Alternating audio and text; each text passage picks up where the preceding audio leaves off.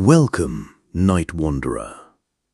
Tonight, I invite you to drift with me through the quiet corridors of time to a world long past, where stone castles crowned the hills and the weight of crowns shaped destinies. As you ease yourself into the hush of evening, perhaps wrapped in blankets or curled against a pillow, let my words carry you back to an age when kings and queens believed their power came directly from God, and their thrones glittered beneath heavy chandeliers of candlelight. The Middle Ages stretched across 1,000 years, beginning in the shadows of Rome's collapse and giving way to the light of the Renaissance.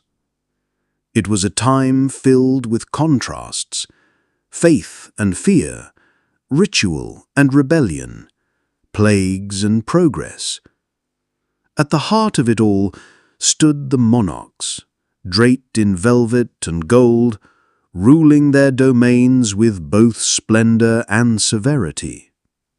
History often paints them as figures of endless feasts and glittering courts, forever adorned with jewels and followed by processions of knights and courtiers.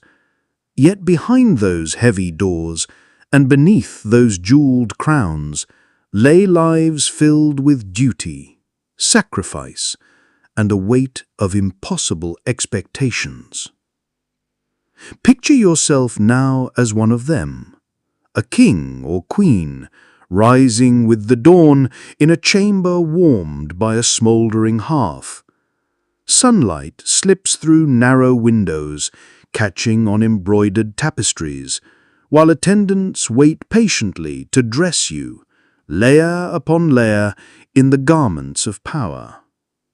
Soon comes prayer, whispered in Latin, incense curling around gilded chalices, reminding you that your authority is bound to heaven's will. But no sooner do you finish kneeling than the day demands your attention. Councils to hold, petitions to hear, alliances to forge. This was the reality of rule, not endless revelry, but the constant burden of decisions that might shape the fate of nations. Among those who bore this weight, few were as remarkable as Eleanor of Aquitaine. Born in 1122 to one of France's wealthiest families, she inherited a vast realm while still a young girl. Intelligent, strong-willed, and dazzlingly beautiful, Eleanor became one of Europe's most sought-after brides. At just 15, she wed Prince Louis of France, a pious, bookish young man ill-suited to her spirited nature. When he inherited the throne, she became Queen of France, but their marriage proved turbulent. The clash of her fiery independence with his solemn devotion grew only sharper when she insisted on accompanying him to the Second Crusade. Clad in armor and riding at the head of her Aquitanian knights, Eleanor scandalized Europe, but she refused to be sidelined. The crusade was a disaster, and their marriage collapsed. After 15 strained years, the union was annulled, yet Eleanor was not destined for obscurity. Within months, she shocked Europe by marrying Henry Plantagenet, the bold young Duke of Normandy. Their match was not only a romance, but also a shrewd alliance that united two powerful domains. When Henry claimed the English throne in 1554, Eleanor became Queen of England, and together they ruled a sprawling empire that stretched from Scotland to the Pyrenees. Eleanor bore Henry 8 children, among them the legendary Richard the Lionheart and the infamous King John. Yet her marriage to Henry was as stormy as her first. Henry's infidelities and his harsh control of her freedom drove Eleanor to bitterness. When her sons rebelled against their father, she supported them, a betrayal Henry never forgave. For her defiance, Eleanor was imprisoned for 16 long years, locked away in cold castles while her children grew and her power slipped from her hands. But history was not finished with her. Upon Henry's death, her beloved son Richard freed her, and once again Eleanor stood at the heart of power. She acted as regent while Richard fought on crusade, managing his kingdom and even raising his ransom when he was captured abroad. Even in her 70s, Eleanor remained formidable, riding across battlefields, negotiating alliances, and ensuring her youngest son John took the throne after Richard's death. Her life, spanning nearly 80 years, was a saga of resilience, brilliance, and unyielding strength.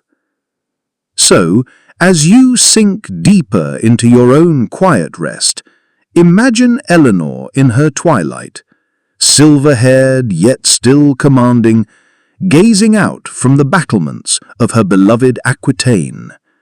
Behind her lay decades of triumphs and betrayals, love and loss, imprisonment and freedom. She was more than a queen. She was a survivor, a strategist, a legend who carved her name into history with determination few could match.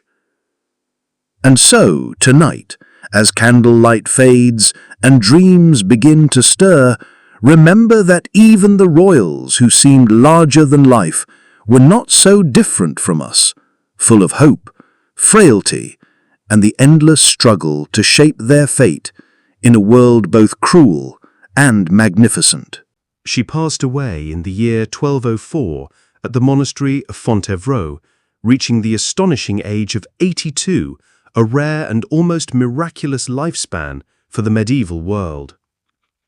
Eleanor of Aquitaine's life was nothing short of extraordinary, both embodying and resisting the traditional role of a medieval queen.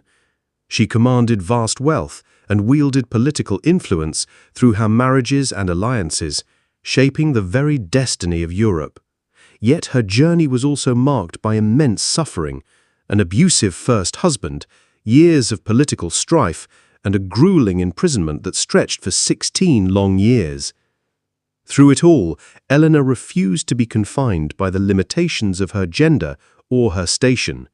She was both pioneer and rebel, a crusader who rode to the Holy Land, a queen twice crowned, a mother to kings, and a woman who reshaped the very idea of queenship. Her story reads like the pages of an epic romance, but unlike legend, every triumph and tragedy was real. Eleanor's life revealed the paradox at the heart of medieval monarchy, immense privilege balanced against crushing duty, lavish courts and castles set against the claustrophobia of political intrigue, faith and piety interwoven with ambition and power. More than most, she embodied these contradictions, maneuvering through them with wit, boldness, and unyielding resolve. Historians and storytellers still linger on her legacy, for she stands as one of the most vivid figures of her age. When we turn to the broader landscape of medieval royalty, a rich and complex world comes into view. It was a world of grand banquets and solemn fasts, of glittering cathedrals rising above smoky villages, of dynastic marriages arranged to secure kingdoms, and whispered romances that risked toppling them.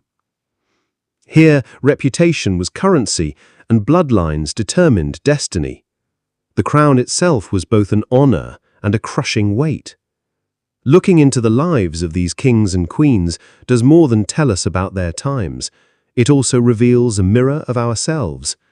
Their victories and scandals, their virtues and failings, feel strangely familiar. Beneath the crowns, they too were mortal, wrestling with duty, desire, and the burden of legacy. Eleanor's life is one chapter in this broader story. Her experiences, and those of her contemporaries, remind us that monarchy was not merely about pomp or ceremony. It was about navigating danger, cultivating faith, and carrying the heavy expectations of a people who believed their ruler was chosen by God. A medieval monarch might kneel in dazzling robes before the altar, crowned with jewels and wreathed in incense, but beneath it all lay an ordinary human heart, torn by doubt, pride, and longing for transcendence. Consider, for instance, the religious duties that weighed on royalty. Every day began with prayer, with mass attended in ornate chapels where sunlight glinted off gilded manuscripts and jeweled reliquaries. The cycle of feasts and fasts structured their lives as surely as politics did, with Lent demanding sparse meals of fish and bread, while Christmas and Easter saw processions so magnificent they seemed to blur heaven and earth. For rulers like France's Louis IX, later canonized as Saint Louis, piety was not a performance but a consuming way of life. He wore penitential hair shirts beneath his royal garments, fed the poor at his own table, and launched crusades to defend the faith, even though those campaigns ended in disaster. Others, however, revealed the darker side of monarchy, kings and popes who chased power, wealth, and pleasure in open defiance of the ideals they were meant to uphold. Against this backdrop, Eleanor's political genius stands out all the more. Born in 1122 into the wealthy Duchy of Aquitaine, she inherited immense lands at the tender age of 15, making her one of the most desirable heiresses in Europe. Her first marriage to Louis VII of France was a union doomed from the start. Eleanor, worldly and vibrant, clashed with Louis's austere, deeply pious temperament. Their time together soured further after she accompanied him on the disastrous Second Crusade. Rumors swelled in Antioch that she had grown dangerously close to her uncle, Raymond of Poitiers, scandalizing the French court. When the crusade failed, their marriage unraveled. In a move almost unthinkable for the time, the Pope granted an annulment on grounds of consanguinity, claiming they were too closely related by blood. At just 28 years old, Eleanor was once again free, a duchess in her own right, and still one of the most powerful women in Europe. And she was far from finished reshaping history. Eleanor of Aquitaine had always been more than just a queen. She was a force of nature, a woman whose life seemed woven into the very fabric of medieval Europe. Barely had the ink dried on the annulment of her first marriage to Louis VII of France, when whispers rippled through the courts of Europe. Eleanor had remarried. It was not just a remarriage, it was a masterstroke. Just 8 weeks after her release from Louis, she pledged herself to a man nearly a decade younger than her, but with ambition vast enough to rival her own. His name was Henry Plantagenet, Duke of Normandy, Count of Anjou, and heir to sprawling lands across western France. 2 years later, destiny vaulted Henry onto the English throne as King Henry II, and Eleanor stood at his side as Queen of England.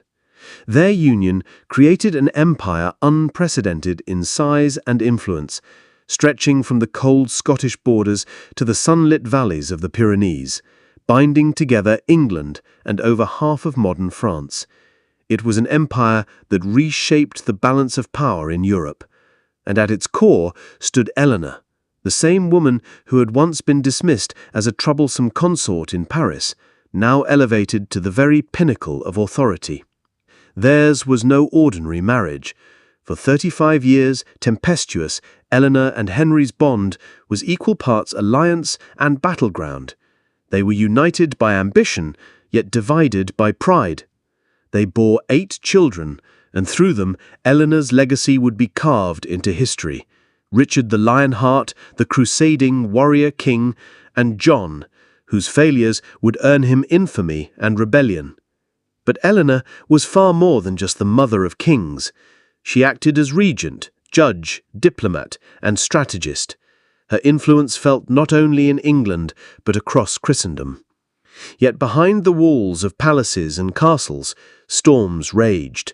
Henry's notorious infidelities and relentless attempts to curtail Eleanor's authority turned their marriage into a bitter chess game. Eleanor was no passive piece. She maneuvered with the cunning of a queen who had survived betrayal before, and when the time came, she was willing to gamble everything, even rebellion. In 1173, discontent among their sons ignited into civil war. Henry the Younger, Richard, and Geoffrey conspired to break free from their father's grip, demanding power over their own territories. Eleanor, seeing in them both her blood and her chance to weaken Henry, gave them her support. But fate was unkind. The rebellion collapsed, and Eleanor's part in it was laid bare. Attempting to flee to France, she was seized and delivered into Henry's hands. The punishment was merciless. The queen of two great kingdoms was reduced to a prisoner, locked away in castles for 16 long years. While Henry ruled, Eleanor's voice was silenced, her influence clipped. Yet even in confinement, she remained a figure of legend, her name whispered with awe and pity across courts. She was too dangerous to kill, too powerful to forget. In 819, Henry II finally succumbed to death, and with him fell the walls of Eleanor's prison. Freed by her son, Richard, now crowned King of England, Eleanor strode back into public life with the dignity of a sovereign reborn. Though nearly 70, age had not dimmed her resolve. She became Richard's most trusted advisor, governing England in his absence while he fought on the Crusades. When Richard died, she championed the succession of her youngest surviving son, John, securing his throne in the face of rival claims. Eleanor of Aquitaine's life was one of triumphs and trials, of crowns won and lost, of prisons endured, and empires shaped. From Queen of France to Queen of England, from a captive wife to the mother of kings, she defied the limits placed upon women of her age. Even in her final years at Fontevraud Abbey, where she sought a measure of peace, her name carried weight enough to move armies and sway crowns. She died in 1204 near the age of 80, an astonishing span for her time. But Eleanor was never ordinary. She had outlived two kings, seen her sons rise and fall, and left behind a dynasty that would dominate Europe for generations. In the tapestry of medieval history, hers is a thread that gleams brighter than most. Eleanor, Duchess of Aquitaine, twice a queen, and forever a legend.